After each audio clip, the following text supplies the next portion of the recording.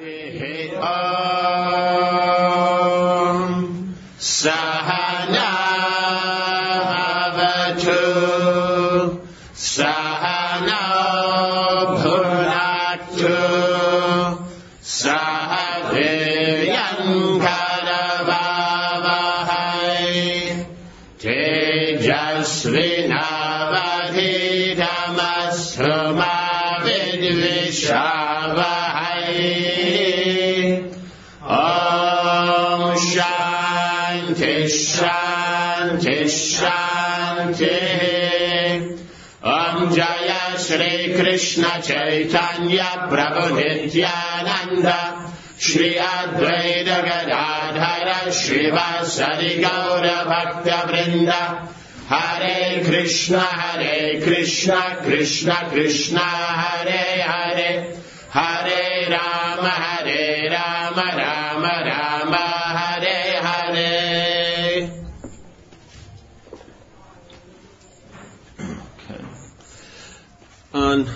So forgot the paper. So on these points, it's very important to note that the second chapter, though, is something that we, probably know the most within the Vaishnava philosophy. About we're not the body and the soul and all that. But these very subtle elements that are there, that are very important to appreciate. Because if that's appreciated, everything else is based on this. It's always that the Vedic concept is what's fundamental is not lost. It's not like on the bottom and then everything else is piled on top. No, it's on the top and everything extends down from there. Right? In other words, we're servant of Krishna. That's the eternal principle. Right? We engage our conditioned nature or not. That's temporary. You understand? We have a conditioned nature. That's a temporary element. We're servant of Krishna. That's eternal. Right? And so why do we engage the conditioned nature if it's temporary? Because the eternal element of we engage our nature in Krishna's service. So if that nature is spiritual, that's engaged. If it's material, we engage that. You understand? Because underlying the Sanatana Dharma is the soul is Krishna's servant. And as his servant, he engages whatever facilities he has, whether it's spiritual or material. Right? Material here meaning our conditioned nature, the body, the mind, the intelligence. Right? Does this make sense? So that's what we're doing.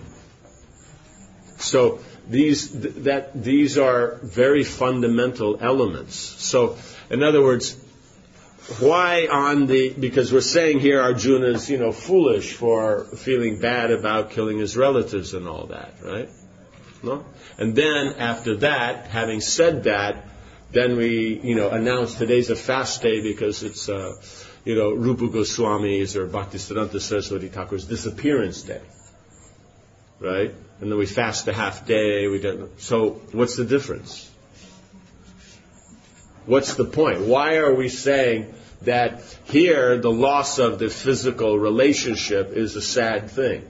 And on the other, we're saying loss of the physical relationship is foolish. And one that's connected to Krishna. Yeah, one's connected to Krishna, not. So what is lost when some great personality goes? His association. What is it? What is to be gained in that association? Remembrance of Krishna. Remembrance of Krishna. Yes. Instructions. Yes. More important, instructions and their personal example, personal dealings in connection with Krishna consciousness. But at the same time, there's nothing to lament about because those instructions are eternal, the relationship's eternal. It's just there's, that element of separation. Right? Does that make sense? When the gopis finish blinking their eyelid, Krishna's still going to be there. Right? So that blink for 1/11 of a second, right? A nimisha. But is an anxiety for them because the interaction is not as, it takes on a different flavor. Right? In other words, one is remembrance of it, while the other is the dynamic interaction. Right? Does that make sense? Right? So whether it's there, you spread it out a bit longer, but it's the same principle. It's the same principle. Like that. Does this make sense? Right. Might appreciate this. The ball got on the ball. yeah, on top of it, on the ball. Yeah. Okay. Does this make sense? So there's something important here. So therefore, if we're looking at it, if it's a matter, okay, now let's say one does have a relative, right? Then what is the real consideration as a devotee of why you would have a relative? His relative is willing to connect to Krishna. Okay, the relative is willing to connect to Krishna. So then, if that's the case, what would your relationship be based on? Preaching, Krishna consciousness. So, what's lost? Nothing. Sure? Something must be lost. Maya's lost. Okay, so that's all that's lost when they die. Oh, when they die? Yeah. No. There is you're missing them because of the association. Yes, you're missing the opportunity for association. Okay? Now let us drop it down a bit. Make it a little bit, because that's real. But let's make it a little bit, let's broaden the base of this. You understand? What's lost? No one you can preach to. Okay, that's there. But the point is yes? The emotional interaction. Okay. But now, the emotional interaction on its own, what's its position? It's temporary. So what is the element that we would define it as temporary? The conditioning. The conditioning. Okay. And what makes it conditioning? Forgetting Krishna. Right? So in other words, you don't... Yes, go ahead. I was just thinking because we have affection for certain people that we're connected to with our body but not there. Yeah, okay. Yeah, that's what that would be. That would be like a third thing. You understand? Is that, in other words, one's not seeing the broadest of vision, but the same thing would create that broadest of vision would also create the proper vision here. Right? Does that make sense? So what is missing? Body connection. Bodily connection, but what is that based on? On the senses and interactions. Yes, and okay. And so is there any actual problem in the emotions, the senses, the interaction of the senses? Yeah, the object is not there, so on the temporary... Okay, on the temporary level. If the object is not there, you cannot have You cannot have it, but just the basis of the relationship means, is the concept of a relationship a problem? No. So what's actually the problem here? That the relationship is not based on Krishna. Yes. Okay. The body. The body. But what's the problem? Because is the body a problem? You have a body. Is that a problem? No, because the body is lost. And if it's a relationship based on bodily concept, then we cannot have it. Yes. So how should it be approached then?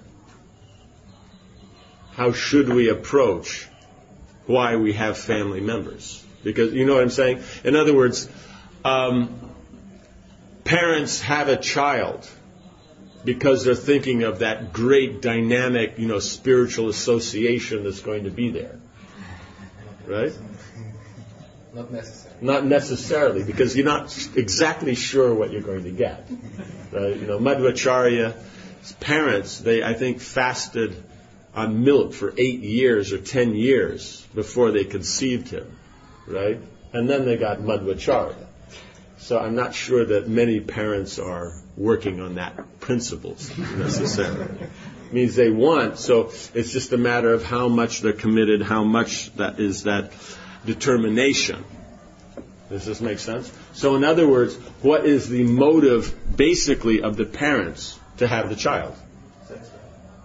Okay, that could be on the lowest level, but okay, so let's say sex life. So what would be the next step up from there? Emotional attachment. Emotional attachment. So how are you going to get the kid? Married life. No, but are you going to get the kid through emotional attachment? Because emotional attachment leads to sex life. Okay, so the emotional attachment can lead to sex life. But the point is sex life is the mechanics for having children. But if it's only based on that, then it's quite a shallow relationship. So the kid will also be quite shallow. Right? But if it's based on the emotions, then it'll be of a higher nature. Right? But then what would be above that? It is based on Krishna consciousness. But not, okay, but how? Because my point is here, because we're talking mechanics, is that's the point. But then how do we connect the two? By doing it in the way that Krishna wants. Yes, by being involved in the way Krishna wants. And then? Seeing that the result of our activity is not ours. Okay, the result of our activity is not ours, so what kind of child is still up to Krishna? But does that mean that we don't contemplate what kind of child to have? We desire to have the best child so that he can preach Okay. and please Krishna the most. So that Okay. And so then what would that mean if that's the kind of child you want, having produced this child, what's the relationship? Your responsibility in providing the facilities for the child to develop that nature. In Krishna consciousness. Now, because you're the parent, they have to? You're the parent, so they have to do what you say. no, because Krishna. Because that's what I got a nod over there. I said, that's right. That's what I thought. I said, what was that famous one? Don't do as I do, do as I say. because I said so. Yeah, that's it. Okay, so now, if it's based on that, then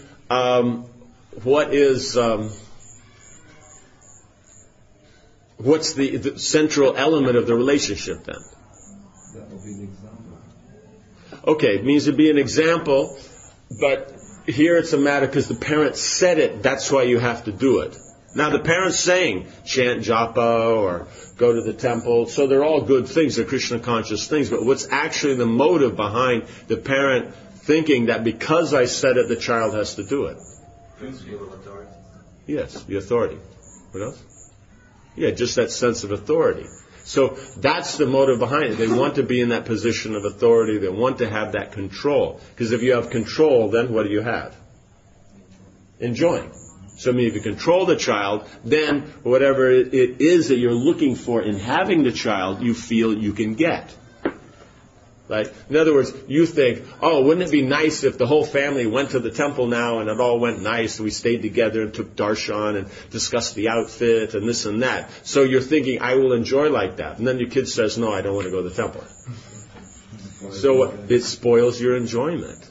Even though your enjoyment's based on Krishna consciousness. This is the meaning of this element of the karma, the level of karma yoga. Right? If the karma yoga is at the level of sakam or nishkam. Sakam means it's in line with something pious and good. It means we're taking, it could also not be, but I'm just taking in this conversation because we'll always say, yes, Krishna, and it should be with Krishna, and like this, we'll say that. But the point is the motive sakam or nishkam? Right? Because Rupa Goswami, after explaining that one should be conscious of Krishna, right, then it should be favorable towards Krishna. So going to the temple and taking darshan is favorable to Krishna. You're conscious of Krishna. Then he says it should be free from karma and gyan. That's the last statement.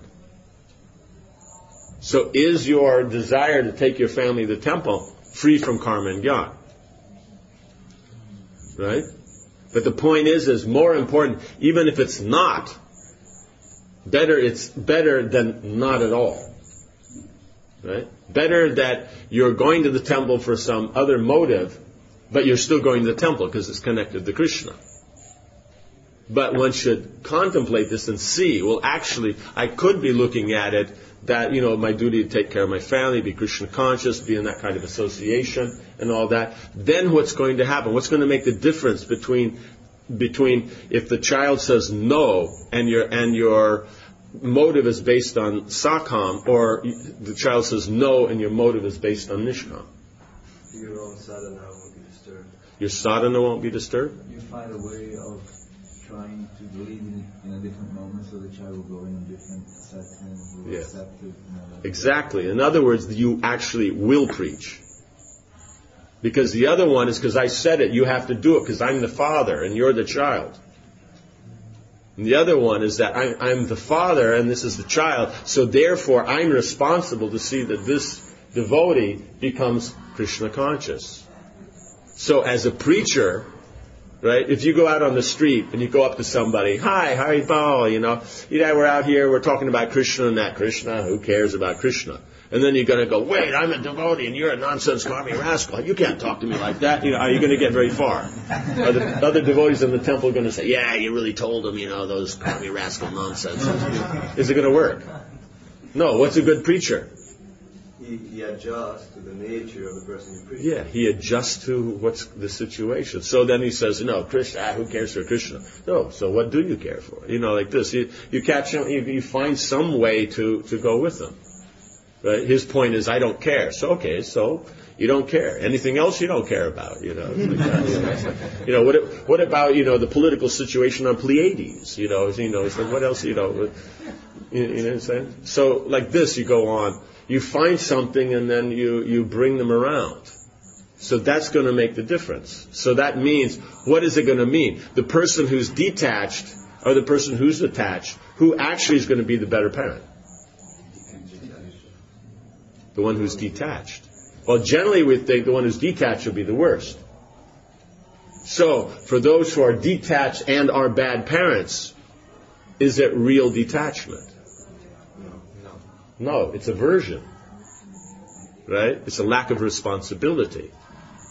They see the trouble. They don't want to take the trouble.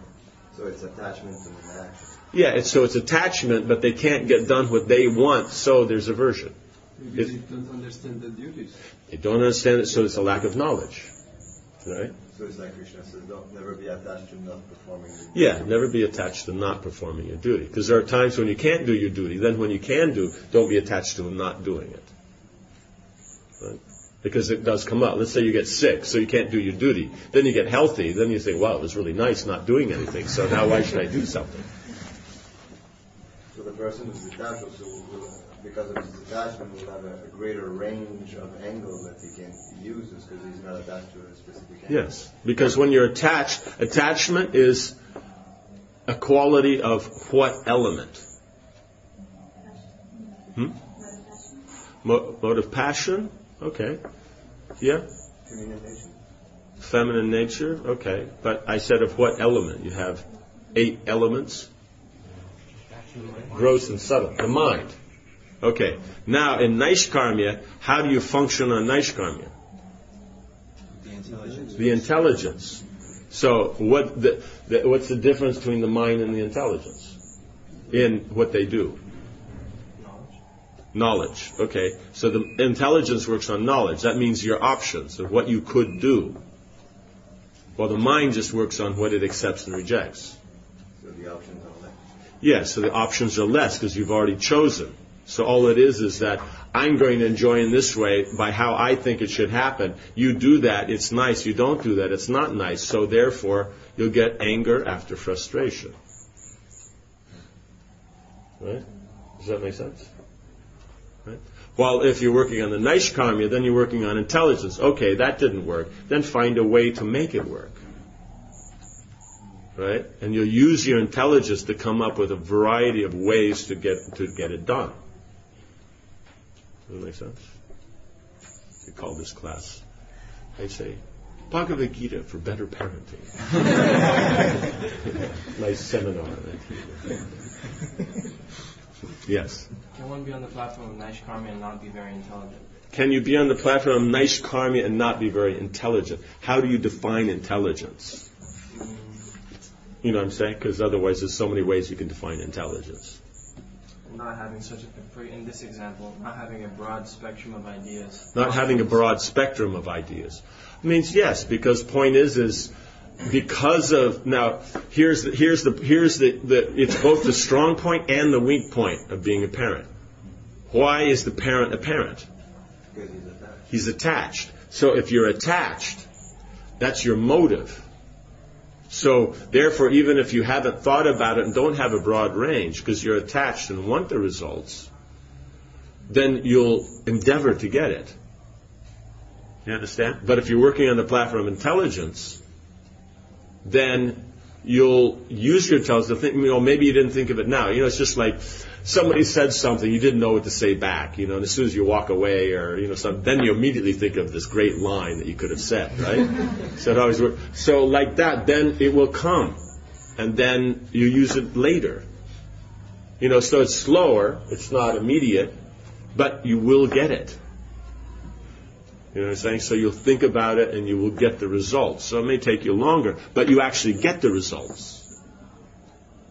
Right? You know what I'm saying? So it means later when you go and look on Facebook, then your kid has a bead bag in their hand rather than, half a spaghetti tank top. You know what I'm saying? Like that. So like this, then you can, it may take longer, but it works. Yes? Raj, a parent is a parent because they are attached. Right. And in order to be a good parent, one has to be detached. Yes. How does that work? Now you're starting to understand. That's why Achinta Beta Beta Tattva, these two can work at once. Your motive, underlying motive to be involved may be attachment, but your actual application of it still has to be on knowledge, right? It means if you don't know the field and the results you can get from the field, then you can't perform the action, right? So if you just think, because I feel this way, then everything will work out. It's nice, but in reality, it doesn't necessarily work like that. But the point is because you have that mood and all that, and know what you want, right? Then things will work out, right? But the point is there's supposed to be knowledge. There's supposed to also be knowledge. Right? Does that make sense? So,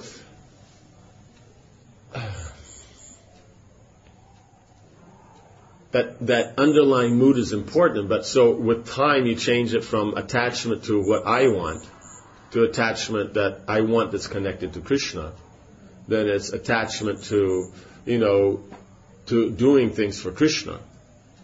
To attachment to just Krishna. You know what I'm saying? Does that make sense? So that the conditioned nature is left out. Right? So the lower level is because I want it, but, I can connect it to Krishna. Then it's, I'm doing this, and I want to give the result to Krishna, give my result to Krishna. Then later on, it's just, I just work for Krishna. Krishna in the Gita says, just work for me. That means you do the work just for him. Though you're doing that work that you like to do. In other words, the difference is all three levels you're doing means the lowest level, you're doing the work because you may like the work, but you're more into the result. Right? Then you come to the point where you're not into the result, but you're comfortable with that work. Then you come to the point where you're just trying to please Krishna, and you use whatever facilities are available.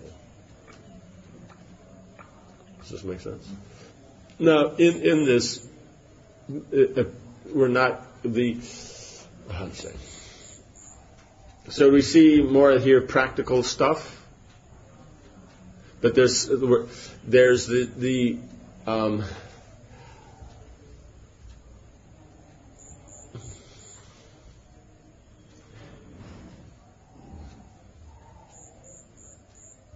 how do we break down the emotional attachment?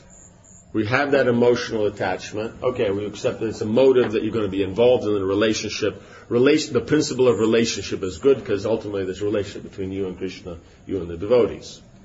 Right? So that you'll be involved rather than just be in ignorance and not do anything or just worry about yourself. Right? So you have that motive to benefit the other person.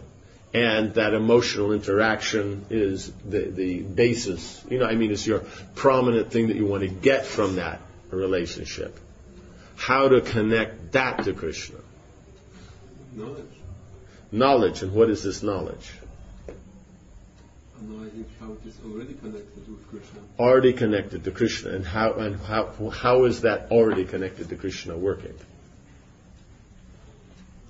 On Brahman and Paramatma. Brahman and Paramatma, what does that mean? Understanding the qualities, how they interact.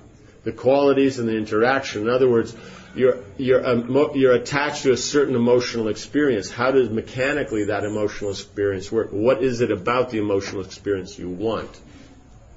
You know, like the example we gave before, the family going together. So that feeling of togetherness, you know, that common basis that together we're going and everything, you know, something straight out of a, you know, Jehovah's Witness magazine or something like that. You know, all the pictures, big smiles, all that kind of thing. So, you know, it's like, but it's the togetherness that we're looking for, right? Because we're saying if that happens, then I'll be happy.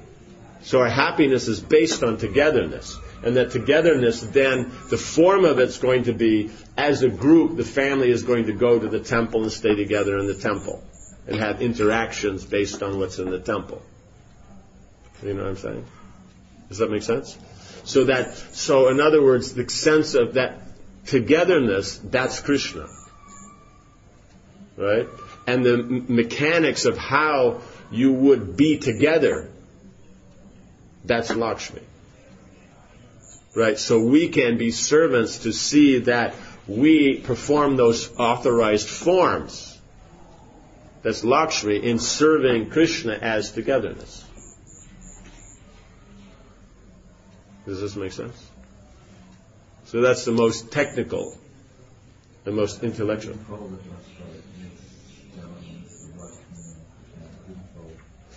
Means whatever you do, why can you do something?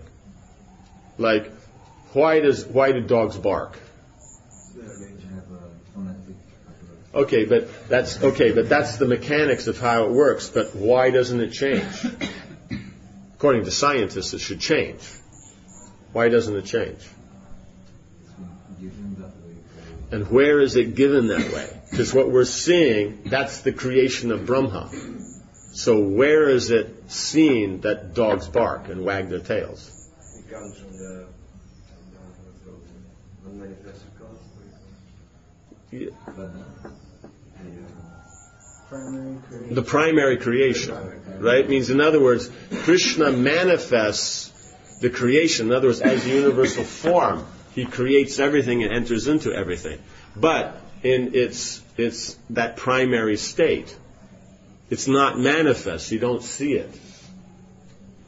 Therefore, then Brahma, when he, as the engineer, means that's what Prabhupada says about the blueprints. Krishna's made the blueprints. So everything that is in the world can happen in the world. All actions, all relationships, all results is already in the blueprint. So no one can do anything outside of the blueprint. That's why you do something, it works, and do something else, it doesn't work. What works is in the blueprint. What doesn't work is not in the blueprint. Right? So that blueprint is the interaction between the Lord and His energy. Right? Because the Lord does not consort with the external energy. He only consorts with the internal energy. Right? So in this example, then we were saying, therefore, all qualities, means in everything that one does is based on a quality. Right? We don't necessarily think of that way, especially in the modern age because of our consumerist training. But previously it was based on relationships or religious ideals or something. There was some other, it was the mood that you'd get from it, rather than just, happy that you have it. Right? In other words, it would be the result of a relationship interaction. Right? Well, now it's just that you have it. There's a potential for the relationship. Does that make sense? In other words, just like, let's say, I don't know what would be the correct term, because we don't want to use any pejorative terms here. But let's say your standard, box office Hollywood movie, if it ends, then what are you ending with? Happy ending means the relationships are there and they're working. You've gotten the result. What? And there's money. That's another thing. But but you've gotten that. Now, if we take an avant-garde ending, film noir, something like that, what is the ending? The tragedy of life. Tragedy of life, or a potential. Right? Just a potential. He could do this, he could do that. They just leave it there.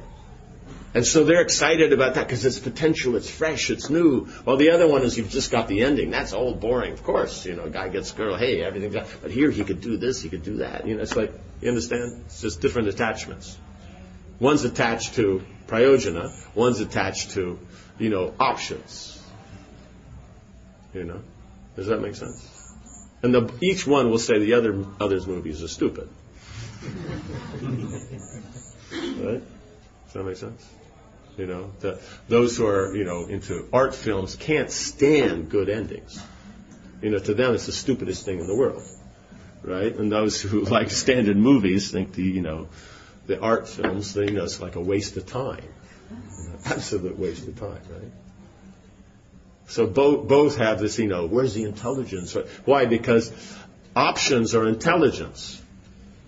And result is the mind. So one thinks, it's too academic, too intellectual, and the other, it's just too sentimental. You understand? But one is ending with what the mind's looking for, and the other is what the intelligence is looking for.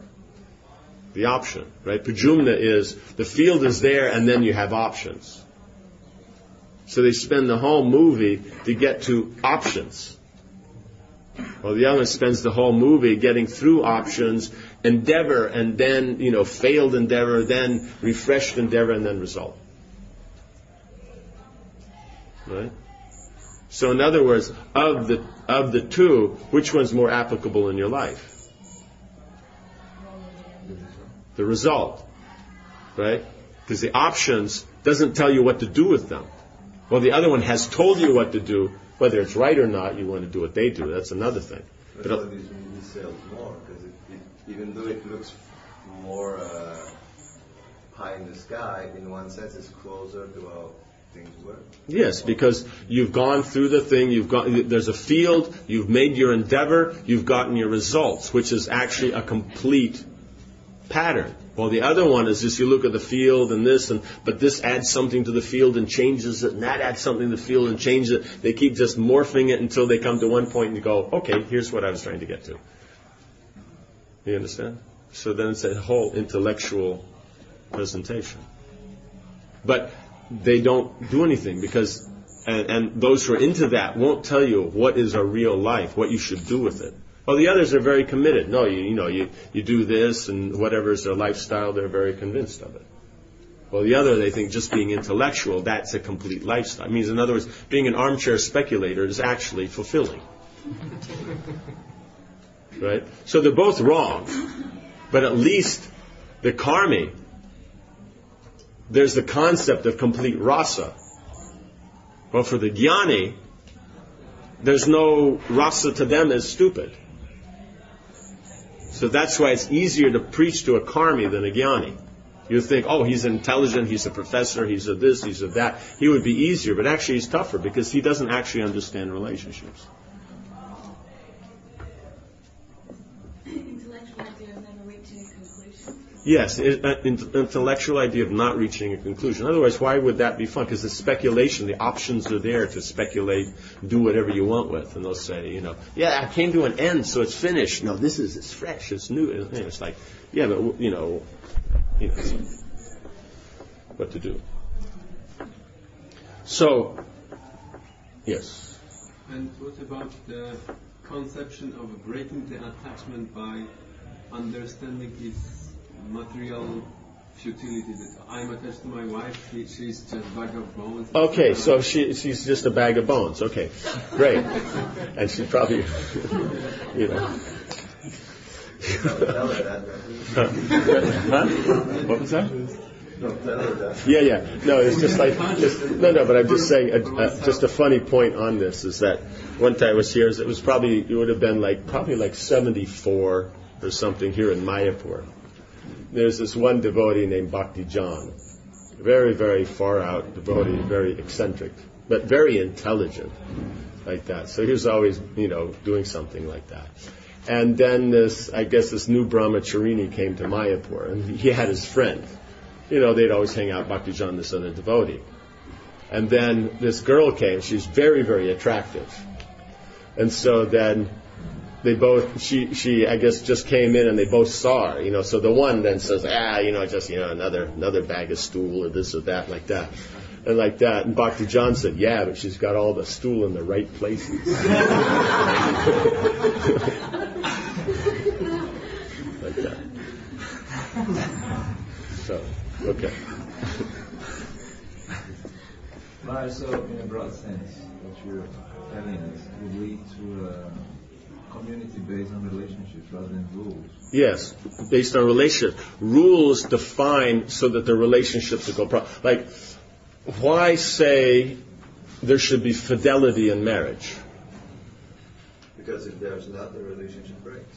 Yeah, relationship breaks, or how deep can the relationship be if, you never know from day to day who your partner is going to be hanging out with. It's just, a couple of times a week, oh, you're home, yeah, okay, great, so. You know what I'm saying? How deep can it be? So in other words, if the idea is you have material attachments, and you want to, therefore, be involved in material attachments, right?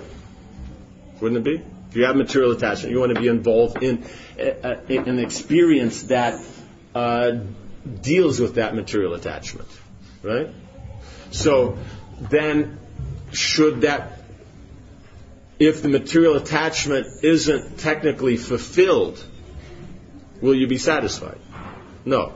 But if it's fulfilled, and the result of fulfilling that material desire is in an environment where it can be compared to fulfilling spiritual desire, and you can see the difference between them, would that be better?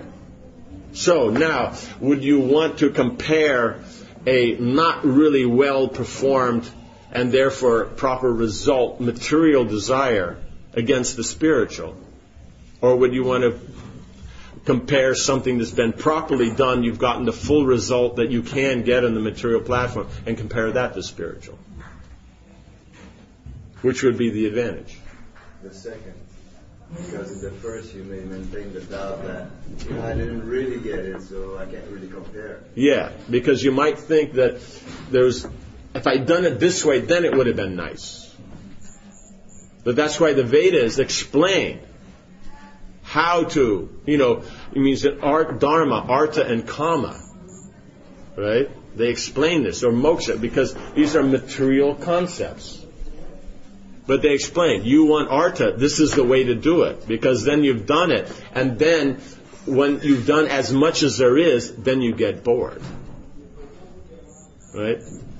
But is it possible that one may come to the same realization through a train wreck or something? Means you can, but the point is will it last? If it's strong enough to last, great. Like in the 7th canto, when Narad Muni is discussing with Yudhishthira Maharaj Varnashram Dharma. So he explains Varna Dharma. Right? In other words, what someone should do and everything, what's like that. Having explained Brahman, Kshatriya, Vaishya, and Shudra, then after that he describes women. Because they'll have that nature, but then they'll have the nature of woman. Then after that, then he describes Malechas. Right? Because saying is that the Malecha, by being so absorbed in their sinful activities, then they become, they lose the taste. Right? It's just like you pour a little ghee on the fire, it gets bigger. You pour a lot of ghee, the fire goes out. Right? But the point is it's based on the principle of enjoying their senses and doing whatever they like. So they've gotten a bad reaction, so at that moment they may take up the inquiry into Krishna consciousness. Right? And if they do, then they get benefited. But now, when the pain of that situation, or in this case your train wreck or whatever it is over, then what are they going to be left with? What's their inherent way of behaving? Sense gratification, however they feel like.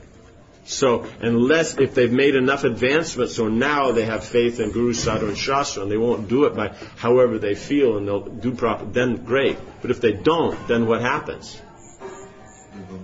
They'll go back. Or they try to enjoy in a proper way this time. But then that means they have faith in Guru, Sadhu, and Shastra. But I'm saying is they don't necessarily. That's the weakness in it. But it will work. But now, if you think about it, so many devotees who are dynamically practicing Krishna consciousness now who are not, what is the basis of them not doing that? Devotees who before were more involved in direct, Krishna consciousness and preaching and, like this, and now they're not, what is the basis for them not being involved? They resorted to the previous lifestyle. Which means? Which is very difficult to connect with Krishna. That's there, but I'm just here. They weren't emotionally satisfied because they want to do things however they like, and they go back to their sense gratification. You can say so many things, well, this one this, and that one that, or the devotee's disappointed. They'll talk all day, but actually it comes down to, all it is they couldn't get past their malecha lifestyle. Because when they go back to the same lifestyle. You just remove, the major impurities. Right now they're vegetarian, they don't gamble, Yeah, like that. You understand? But a lot of us came by, from this category, like we try to enjoy in the most, irritated way, and then we got frustrated. That's exactly what we're talking about. Yes. So a lot of us are in this situation.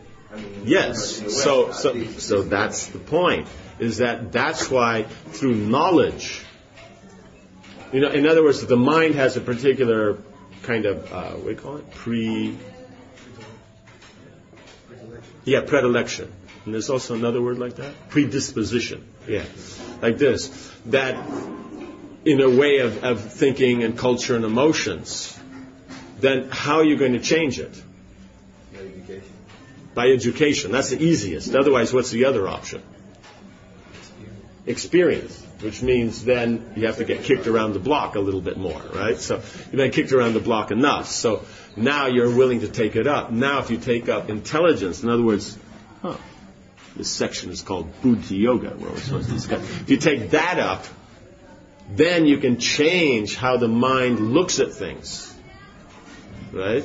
How the mind looks at things. And then, when it does actually need to, actually deal with the senses and sense objects in a dynamic way, you'll have changed the basis of that. So instead of it being like a malecha, it will be like, a follower of the Vedic culture. That's why Prabhupada always talks about Varnashram.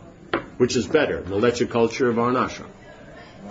Okay, so since a conditioned soul is going to follow a culture, or a, organized lack of it, like that, then which is better?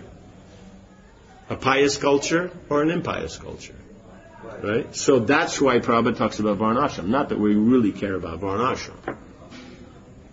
But since people are going to function in a religious environment, better one that's given by God than one that we make up ourselves.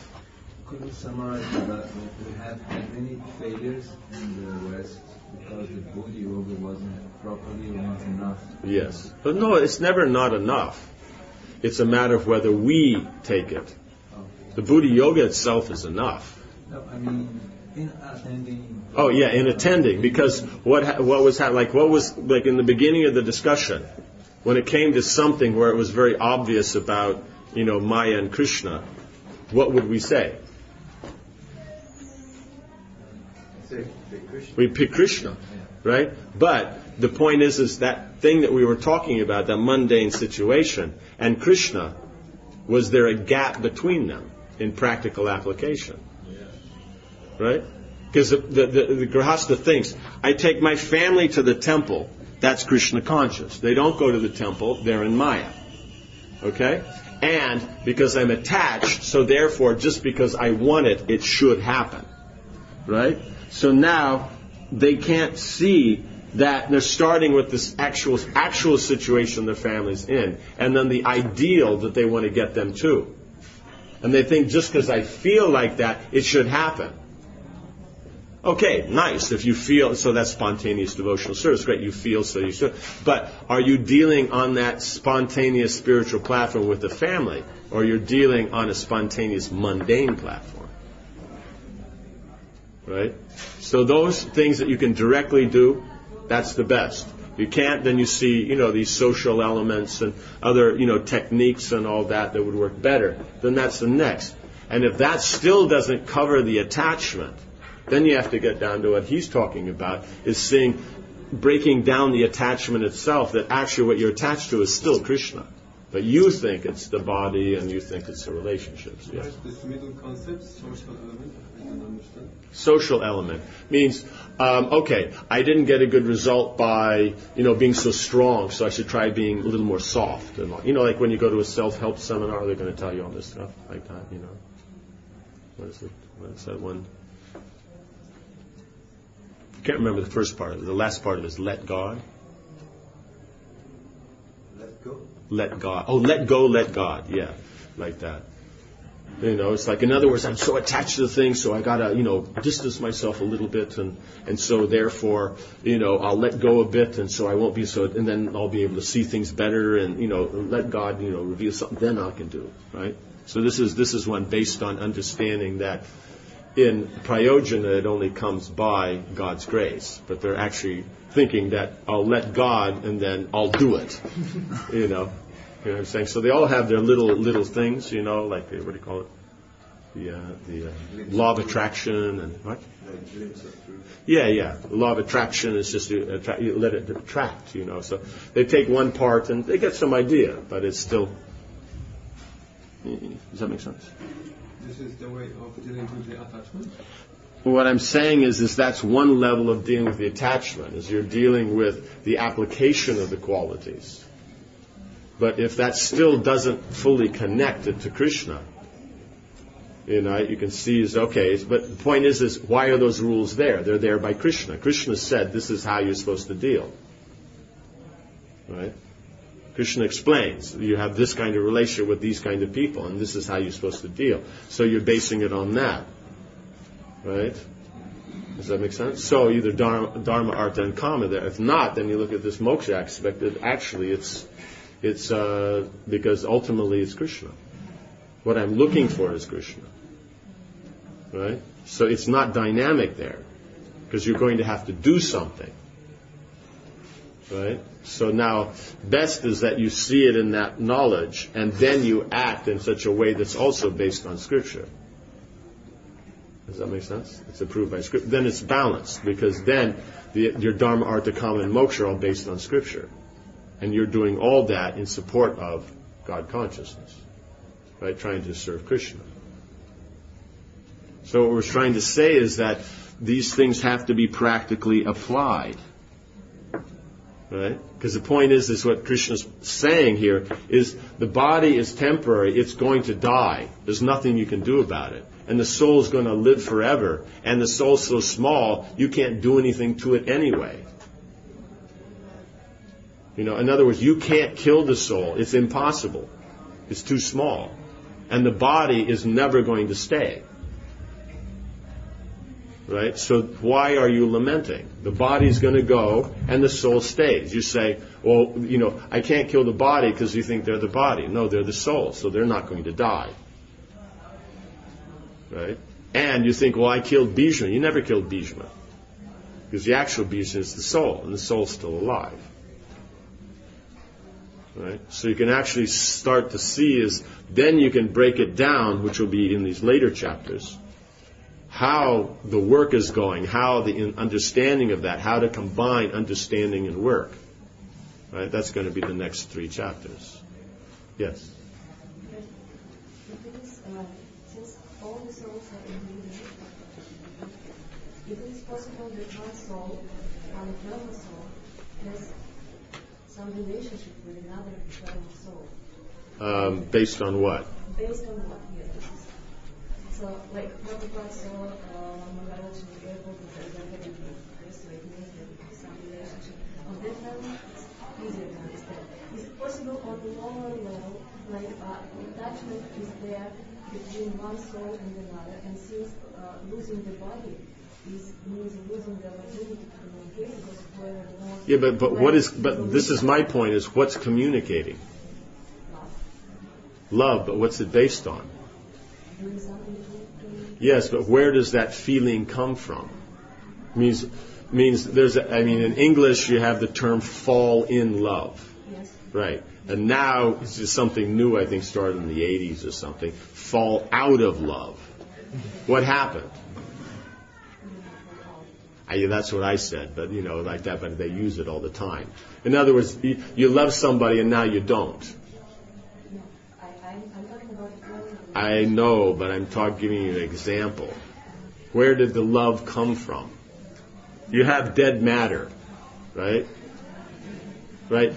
You have two souls, right? So you just have two, 1/10,000, the tip of the hair floating around. Is that what's happening in your relating? my question is. I'm not talking about that. We've heard your question. We're analyzing your question. So what's relating? Actually the souls? What's the love for? The soul? Or it's for the particular conditioned nature that's there? In other words, two conditioned natures are attracted to each other, right? And because the souls relate to the conditioned natures, therefore they think they're related to each other. That's my question. Is it possible relationship between the souls? Like, yeah, but Krishna, not between soul okay. And soul. Do you want an answer, or do you want to discuss it, or do you want me to say what you want to hear? No, I want to. Okay, so we're going through the logical step of breaking down that first of all, it can't be happening on the material platform. Then we're going to look at how can it be possible on the spiritual platform. Okay? So the point is there is a physical, observable, body, right? And that has a particular personality. Right? So the gross and subtle natures are there. So those gross and subtle natures may be connected. Right?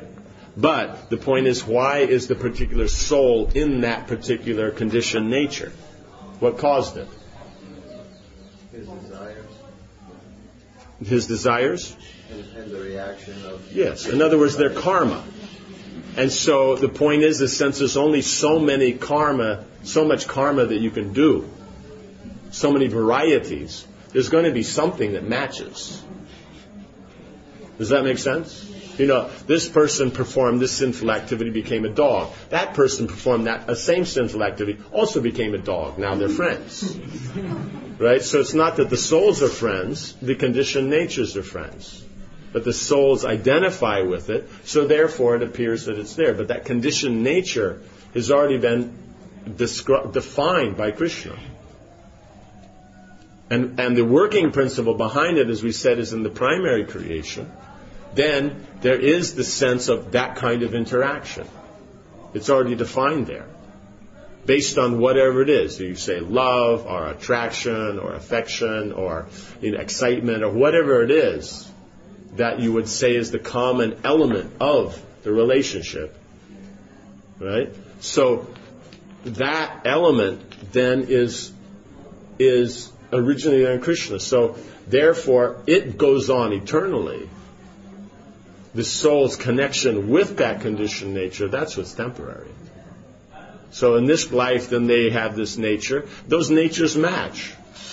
But, that nature is always available. So any soul that performs the karma that ends up with that result will be attracted by the compatible or the companion nature that it goes with. You understand? So therefore on this level we can see that there's no material eternal relationship between the souls. Okay? Can we just go to the next level? Okay. So now you can say, okay, on the spiritual platform, then you might have two souls that they're connected and, good friends or whatever it is forever. Okay? But what's that based on? Service Right. to Krishna? Yes, service to Krishna. Like Mother Jashoda and other elder gopis, they're great friends, and they'll be great. They always have been, and they always will be. But it's based on their particular service to Krishna. In other words, these rasas and that are defined by Krishna. Krishna is the reservoir of pleasure. Right? So what is the definitions of these? So whoever has that taste, then they have an eternal relationship. But based on Krishna and that service. On the material world, it's still based on Krishna and the particular activity you do, but it's an illusion because you don't know the activity. Does that make sense? So in other words, souls can only have a eternal relationship based on service. Which means only we are the good team, that's why we are together. Not like I like your individuality or something. You may like, but who's the you that's liking? The soul, not the soul. The soul, but the soul is appreciating what? What is beauty? Okay, yes. The soul is appreciating those. Why? Because at this particular point they identify with those qualities. Right? And the other person identifies with them, otherwise why would they have them? You know what I'm saying? You like nice clothes, somebody else likes nice clothes, so you appreciate their, particular liking of nice clothes, and they appreciate yours. You have some basis of relationship. Yeah. But this sounds mundane. I understand that this is spiritual. It is mundane. It is mundane, but soul has qualities also. Yes. So, is another question, basic question, is any Why don't we try this? What is your purpose in asking the question? What answer are you looking for? just answers to my questions? Yeah, but there's a particular idea that you have that you want answered. You know what I'm saying? In other words, there's a concept that you have that you're trying to get to. No, if you don't, why is it you keep going back to something? Otherwise, you would have just asked the question and listened. But you keep going, no, but what about this? What about that? What is it that you're thinking will happen? But what is it you don't understand? I don't understand. If between two souls, only friendship is possible, or other races also can be there? What's your point? Why would it matter? Okay, then, because can it be that first question, is it possible that this eternal relationship between two souls somehow appears here, maybe in this? I mean, This is the question. One person, yes, if one person is attracted by another, not necessarily other sex, yes, but to another person in the body, Mm-hmm. can it be Can it be based on their relationship in the spiritual world? No. It is only material. No. Because the point is you're not seeing that. What you're seeing is the gross and subtle body. You're not seeing the qualities of the soul. So no, it's not like that. That's the point. So, let's say at some point, I was a dog and my friend were a dog and we were hanging together. yeah, you might have a similar karma, so that's why it says that the straws in the river come together for some time. That some time can be a few minutes, it can be even a few lifetimes, that at some point it splits because they are individuals. So when me and Rover, somewhere down the line, we become self-realized, we go back to Krishna, we will still know each other. I mean, not like that we were a dog, but... Not necessarily. I mean, so why would you talk about it? Why would somebody whose their absorption is in, Krishna, talk about how when we were both worms eating stool, right? I'm just saying with that soul, we will still be a part of, the people I meet that I have a relationship. The point is everybody's related to Krishna. Everybody's come from Krishna, so everyone's related. You know what I'm saying? So the point is that Krishna is the basis. They may know what they've done, but it'll be more like in service or this or that. The things that you do here, it may come up in a conversation there, may or may not. Yeah. Remember that time that you stole my gulab jamun? Like that. So Because the point is it's all happening there. So whatever would happen here is happening there in its perfection. Like, here you really thought you stole his gulab jamun. You never really seen real stealing of a gulab jamun. There you see it. How cleverly they'll do it there will be much more clever than how they did it here. As we take up sadhana bhakti and get closer to the spiritual reality, are the relationship we're having becoming more based on the relationship we will have in the liberated? No, it's what's the basis of the relationship? You have to understand what's the principal point, what's the detail. What's the principal point of a relationship here? In Krishna consciousness, like as sadhaka? Since that was your conversation, why not? That was your example, so let's go with that. We're trying to learn ourselves Krishna. Okay, and in the spiritual world you have two devotees. What's the relationship based on? Pure devotion service to Krishna. Okay, but what's the common element whether it's pure or not? Krishna. Right? And what about Krishna? Devotion to Krishna. Devotion to Krishna, service to Krishna. That's the basis of the relationship. So you have a relationship here based on service. Then you can have a relationship there based on service. Whether you're doing the same service or this, that's not the point. That's a detail. It's just like you're here with somebody who's a friend here in Mayapur and you do one thing together, and then later on you're somewhere else in another temple, another situation, doing something together. It's completely different from what you did here. Does it matter? No, you're going to base on what you did there. Does that make sense? So the point is relationship based on service to Krishna is the fundamental element. Does that make sense? That's the point. We get attached to these little details, because it sounds nice, but the point is that that's not the principle. Point is that it's there, because if you get attached to something here, then when that's not happening anymore, you'll be disappointed. If it's based on that we do this specific service and when they're not here, then you can't do that. But if it's based on serving Krishna, when they go, then it's just a matter of time. Does that make sense? Yes.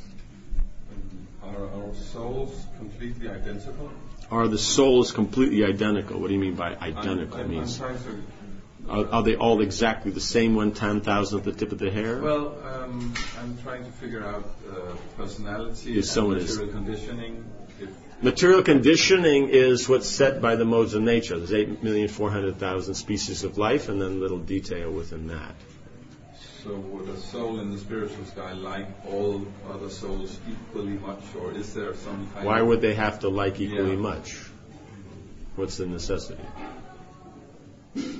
No, the point is each soul is uniquely individual. Mm-hmm. So they have their own, perspective on serving Krishna. Mm-hmm. But it's compatible because Krishna is the center. Like when Prabhupada gives the example of throwing one rock into a pond, how many circles do you get? You get one circle? You get so many. However big the thing is, you get that many circles, right? So what's the important aspect of the analogy? There's only one rock, so there's one center. And then unlimited circles can go around one center. So the point is each circle is different from the other.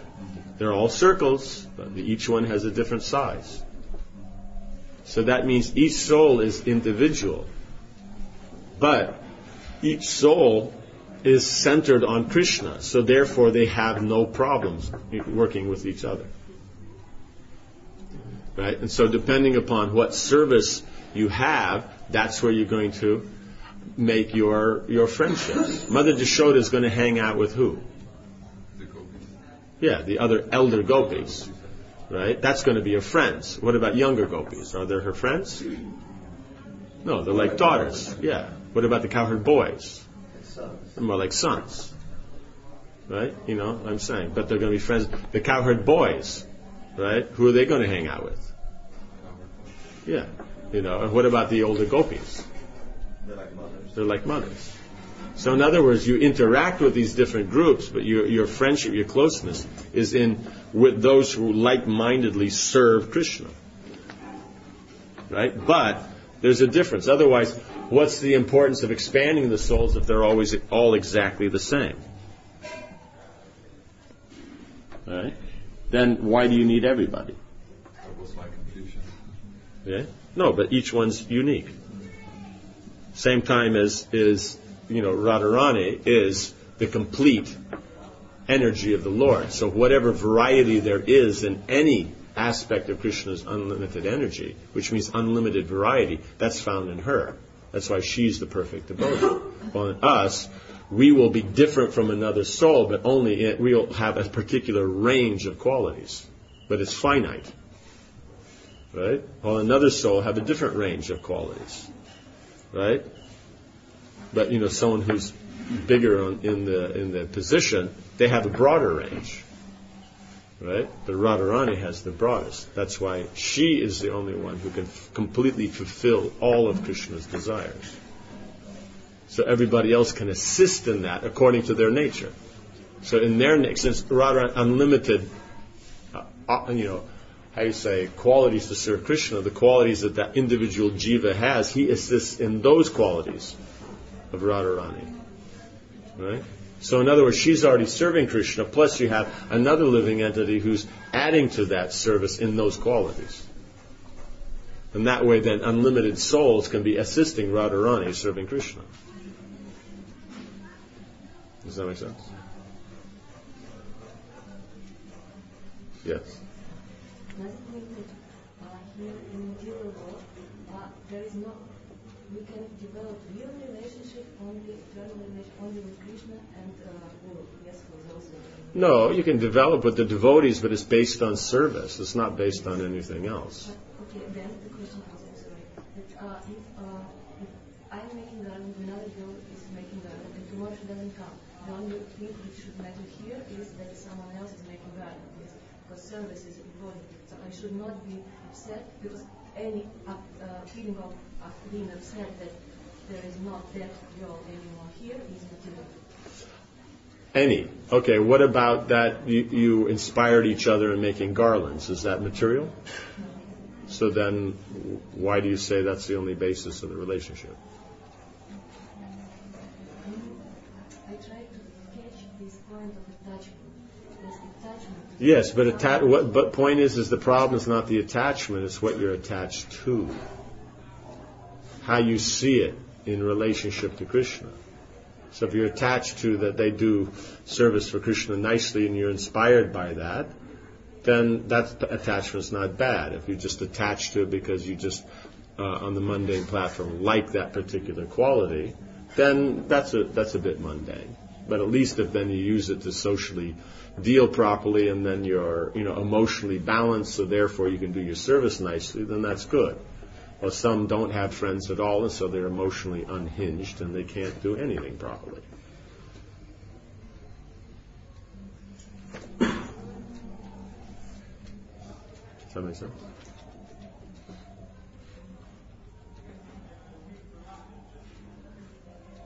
Is it important to consider if the people with whom we're performing service, if our relationship with them will continue in the spiritual world? No.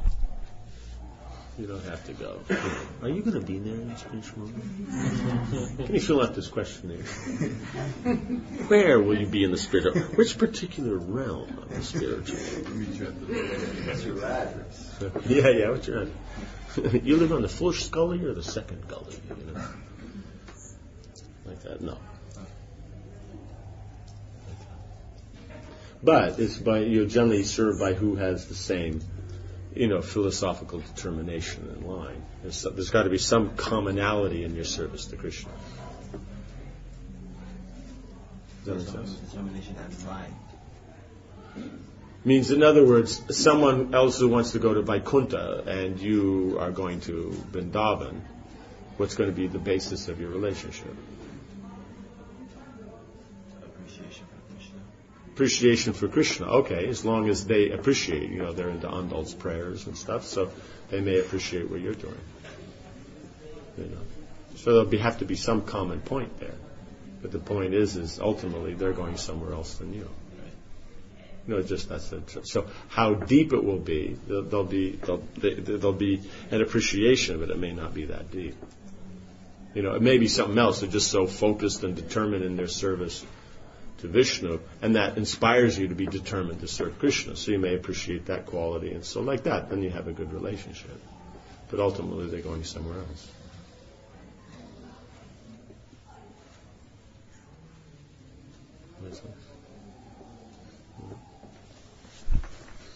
In other words, the point was, where we were more on before the how you say it, the mystical element came along. Yeah, it was on that. But the point is what are the relationships based on? Do we base it on the philosophy? Can we see the philosophy in that relationship or not?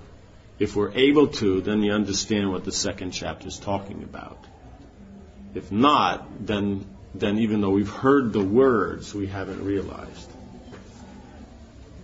Understand? So the point is, by contemplation and practice, that's how we get realization. So it shouldn't take, this is just the second chapter, then you don't take it seriously. Point is this is the basis of the whole Gita.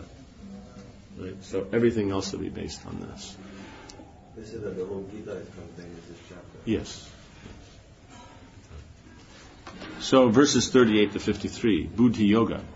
In verses 10 to 30, the Lord defeated Arjuna's sentimental compassion for the bodies of his relatives.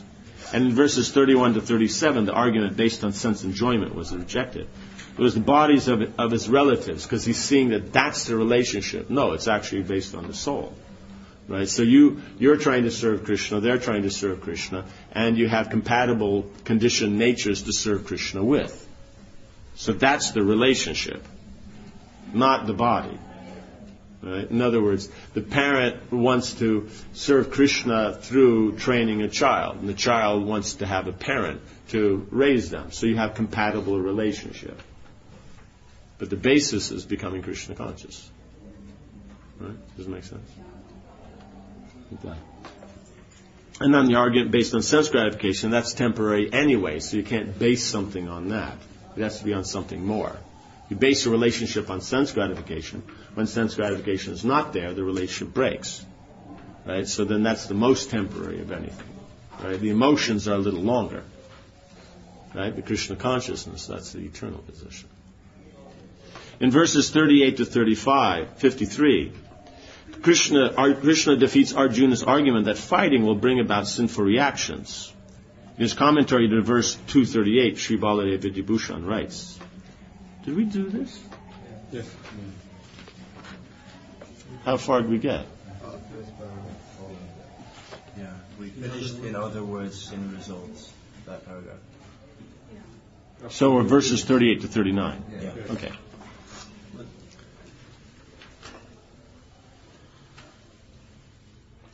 Yeah, so in other words, Arjuna is making you could say, a point that Shastra supports, right?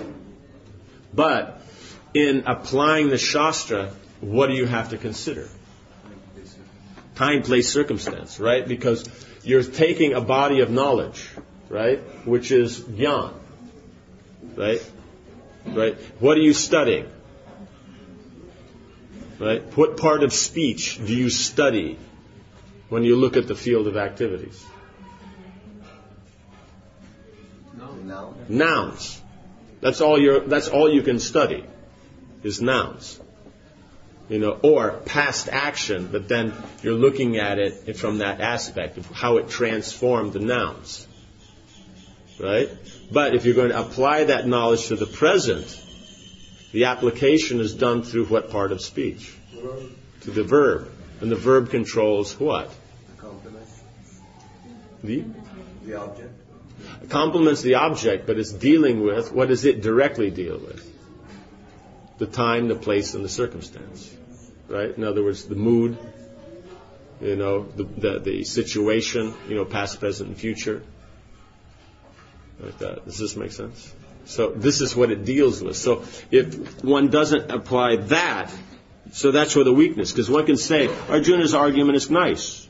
I will attain sin by not fighting because I give my duty, but still, I should not fight because sin will arise from killing Brahmins and Gurus in a war to gain a kingdom. So that's true. But the point is he actually dealing in this case with Brahmins and Gurus? No, he's dealing with Kshatriyas on the battlefield, because that's the position they've taken. In other words, his point is valid if it was applied in the right situation, but it's not applied in the right situation. That's why many times devotees get confused, because two devotees are giving valid arguments on one point. But the question is are they actually applied in the right situation? Right? So it's very important to understand this, because otherwise then some devotees reject the scriptural evidence and scriptural argument because of this point. Right? Oh, you can prove anything with the Shastra, because the Shastra deals with everything. So isn't that a good thing? You know? But the point is you have to be educated enough to know how to apply it. Okay. In verses... Okay. So fighting in ignorance means you actually don't know the situation. The fighting in knowledge then is not unrighteous. So, in verses 38 and 39, so here we could say as Arjuna, he has knowledge of the scriptures, and he's saying you can't kill Gurus and Brahmins. So would he be in ignorance or in knowledge? In knowledge. Okay. But he's misapplying the knowledge. So that's ignorance. Right? Does that make sense? So you have these very subtle things, is that just as if it's not connected to Krishna, it's material. Right? It's nonsense. So, in other words, the Bhagavatam's definition of pious and impious is connected to Krishna, it's pious. It's not connected to Krishna, it's sinful. Right? Then within, let's say, that's sinful, then you have that which is supported by Scripture and that which is not. Right? Because the point is if you have black and white, that's nice. Right? Works for Americans, why not? But the thing is how do you, the point is does black always stay black and does white always stay white? How do you get, is the idea to transform black into white? Yes, so that means you have to have gray. You have to have something that's in between. Right? Does that make sense? In other words, now that gray, what would be two ways you could define it? Being less white or being more white? Yeah. More black, more white. Yeah, more white. In other words, it's white with a certain amount of percentage of black, or it's black with a certain percentage of white. Right? But the point is that it's combined, that's what makes it gray. Right? So, in other words, it's called devotional service as long as Krishna is involved in the activity that you're performing. Right? Now, we look at the black and white here, in the gray. We analyze the gray is, what is the motive behind it? Is it sakam or nishkam? Right? How much is Krishna's involved, but is it according to Shastra? Right? Then we can define the quality of the service. Then we can add more white to the black. You know what I'm saying? But some point out, oh, it's black. Yes, that black is there. Otherwise, why is it gray? You know, oh, this devotee did this. Yes, of course. They're conditioned. They're going to do stuff like that. But are you able to see the white? Or can you see the God consciousness? You can see that, then you can properly define. But if you can only see black, that means, what's the big deal? We develop the quality to understand the shades of gray. You understand the shades of gray when you know what gray is made out of. So when you know what is spiritual and you know what is material. Yeah. In other words, so that's Sambandha Gyan. Chit, Achit, Ishvara. You know what is the supreme consciousness. You know what is the minute consciousness, and you know what is the material world. When you know these three, then you know their combination. So that's why in this chapter that's brought out. Knowledge is knowing Chit, Achit, Ishvara. You don't know that, you're not knowledgeable. Right? So now Arjuna is speaking here. Then what is the part that's missing? What is he quoted now? He's talking about not killing Brahmins and Gurus. So what Dharma Shastra, but what aspect of it? Means in connection with Chit, Achit, Ishvara. What does he describe? Achit. Ignorance. Right? What is he leaving out? Ishvara and Chit. Right? So Krishna is not saying there's a problem that he's quoting Shastra. He's saying is that you're quoting Shastra only knowing Achit. You have to know Shastra along with Chit and Ishvara. Does this make sense? So that's what Krishna is adding. So when you add Chit and Ishvara, does the Achit change? Right? If I have a potato and I'm going to cook it for myself, and then somebody says, no, you have to offer it to Krishna. Does the potato now magically change? No, it's the same potato. It does much. But that's after you've offered it. Okay, now let us say you have cooked this potato and you've offered it to Krishna. Right? Now you're going to eat, and then someone tells you, oh, it's a fast day. Now what? You understand? So there's these different considerations. So having that understanding is not enough. You have to be able to see it in relationship to Krishna. So what's missing in the first, all of Arjuna's arguments, right, all through the Gita, means, as he goes, it gets better. But in this first and second chapter, he's only seeing Achit. He's only seeing the material arrangement. Because the point is why can you not kill Brahmins and Gurus? Who has given that definition? Krishna. But he's not relating it that Krishna has established this. And why would Krishna establish this? Present authority, but why do you need the principle of authority? Because it represents him. Represents him, and why do you have to have him represent it? Because then you have protected the knowledge to go back to him in this world. Okay, so what is that in relationship to then? To Chit. Huh? To Chit. To Chit. For the Jivas. Yes, for the Jivas. You understand? In other words, you have the laws of God that are established so that the Jivas can relate to him. So in other words, here it's just material energy is relating to material energy. And so if that's going to change anyway, so that you're saying that it's temporary and it's going to change and you're lamenting about that, that means you don't even know Achit. Because the Chit will change. That's why it's Achit. Right? It will change. He's not saying the benefit of the Chit in his equation, which is to... Yeah, well, he doesn't even recognize Chit and Ishvara. He's not even reckoning. He's just seeing Dharma on its own. Dharma stands on its own as good. And devotees will make these arguments. Oh, they can't be in this community because they're bad. But what is bad? Right? What is bad? Bad is not connected to Krishna. So the rules of Dharma, or the rules of morality and justice, right? Rules of sanskara, these are all based on Krishna's rules on how the soul will interact with God, or the soul will interact with other souls based on their relationship to God. Does that make sense? Right? Now, let us say, Mother Yashoda, okay, is serving Krishna, right? How does she serve Krishna? Yeah, taking care? Parental rasa. Okay, so she is the mother in the relationship. Okay, so for it to be a nice family, then what else is there?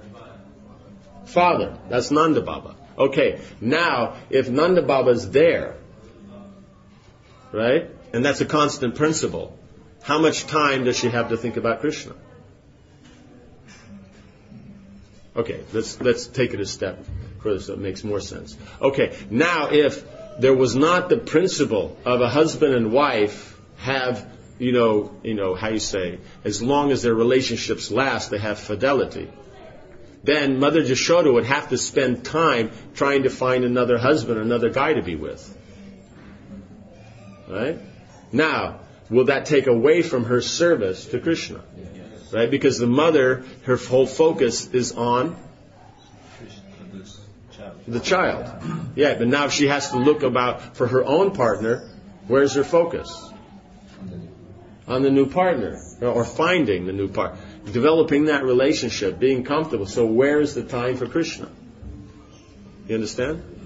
That's the principle. That's why in the material world, then somebody gets married, expected they'll last. Because point is that whole trip of getting to know this and that takes a lot of time. Right? What happens when someone first gets married? Does their full-on service and full commitment to the sadhana, does that continue as it was? It reduces. Why? Because they're getting to know, they're getting comfortable. And then you come back a few years later, then it starts to balance. You come back a lot of years later, then it works very smoothly. Right? So now, by them breaking up and then having to find a new partner, is that going to be beneficial for the Krishna consciousness or not? No. Because it'll take away time. That's why, therefore, in the Vedic system, a husband and wife stay together. You understand? So the principles that work in the spiritual world are applied here.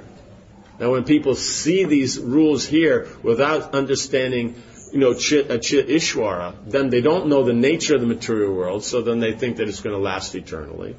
They don't understand the nature of the soul, and the soul servant of Krishna. They don't understand Krishna and his relationships with the living entities. So therefore, they either don't understand the Vedic system or they misapply it. Right? That's what Rupa Goswami means by niyamagraha. Right? You reject the rules, you don't understand them, or you misapply them. Right? So here's an example.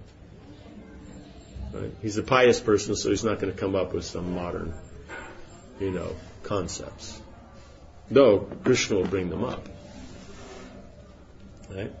That's one of the arguments that he uses for us. Why are you worried? There's no soul, it's just the body, it's a bag of chemicals, so then, or bag of bones, but, like that, so then what's the big deal? Does this make sense? Yes. Does Mother Yashoda serve her husband? Would you have a problem with that? So in other words, if you get to the spiritual world, will you have to serve a husband? So it means there's enough trouble here, and spiritual shouldn't be like here. So, are they more liberated in the spiritual world? Are they more, progressive in the spiritual world than here? Actually, I mean, it will be indirect service to Krishna already when she serves her husband. But the point is serving Vaishnavas a problem? No. So then? What's their relationship based on? What is Mother Yashoda and Nanda Baba going to talk about when they're alone? Krishna. And what are they going to be discussing? Next service. Next service, how to make nice arrangements. Mother Yashoda wants to get some new gold ornaments and this and that. Do they have the money?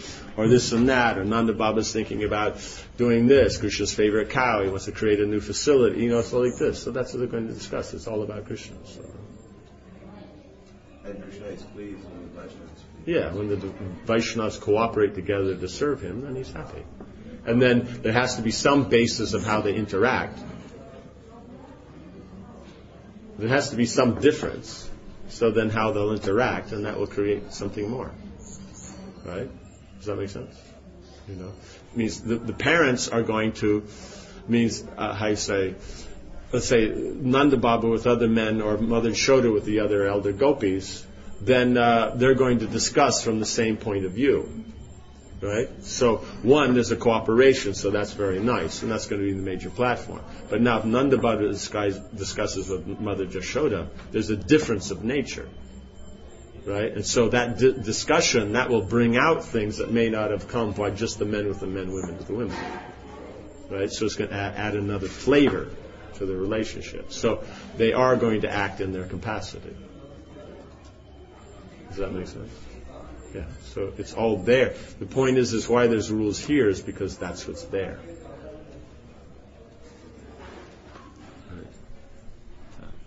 Okay. So with verses 38 and 39, the Lord shifts the subject from sakam karma to nishkarmya, or buddhi yoga. In verses 38, Krishna directly instructs Arjuna to fight for the sake of fighting because he desires the battle. Arjuna should do this without considering the results. There will be no sin. So it means sakam means that it's, you would call it karma yoga specifically. But when that karma yoga is performed with proper understanding, right, and without a desire for the result, then that becomes naishkarmya. So buddhi yoga is the platform of naishkarmya. Right? So that combination, yes. Is sakama karma the same as karma kanda? Is sakama karma? No, it depends on is the sakarma in connection with Krishna or not. If it is, it's karma yoga. If it's not, then it's karma kanda. Oh. Does that make sense? Yeah? Yes. I find some inconsistency. It's written that Krishna now, with verse number 40, starts to explain Bhakti Yoga. No, it says Buddhi Yoga. No, but if we take a look on that page 27 on the commentary, it's written that... Yeah, but is there a difference between Bhakti Yoga and Buddhi Yoga? In the highest principle of Buddhi Yoga, no. No. The point is Buddhi Yoga is the detail of Bhakti Yoga. Yeah. Just like if we say cooking, okay, this devotee is cooking, right? Where is he? Oh, he's cooking. Okay, and then you ask, what is he doing now? And then you can just say, well, he's cooking, but you can break it down. So you can say, well, he's cutting the vegetables. Then you know what stage he is in the cooking. It's just like acting in Krishna consciousness. That's why the 5th chapter is called that, no? Because it's combined, the 3rd chapter, Karma Yoga, with the 4th chapter, Jnana Yoga. So the combination of those two, that's Buddhi Yoga. Right? Because Jnana Yoga means you have the knowledge, you're not working for the result. Karma Yoga means you're working for the result. Right? So when they're combined, that's Buddhi Yoga. So you can't have lower levels where you're still attached to the result. Then it's not very well situated. Then we specifically call it Karma Yoga. But it would be Sakam Karma Yoga. But Nishkam Karma Yoga is also there. That means you're commenting on that they're performing the activity and the result they're not wanting for themselves. But technically that's called Buddhi Yoga. But such Buddhi Yoga still, although without attachment, may not be fully yet connected to Krishna. That's there, but fully connected means what? Means, prema. You understand? So the point is there a discussion? You know what I'm saying? Means we can analyze where it is, but to say the statement that it's not, that's already understood. Vishwanath makes it clear. Bhakti begins at prema. Below bhakti, it's not. Below prema, it's not bhakti. It's in pursuance of bhakti. Right? So that's why we specifically make the distinction pure unalloyed devotion. Because you may have pure devotion, but that the prema we're looking for only comes at the unalloyed platform. Does that make sense? Oops, time to stop. Om Hare Krishna, Krishna Krishna, Hare Hare, Hare Rama, Rama Rama, Hare Hare. Jai Srila Prabhupada ki Samaveta Bhaktivedanta ki Jai Nitai Gaura Premanandi.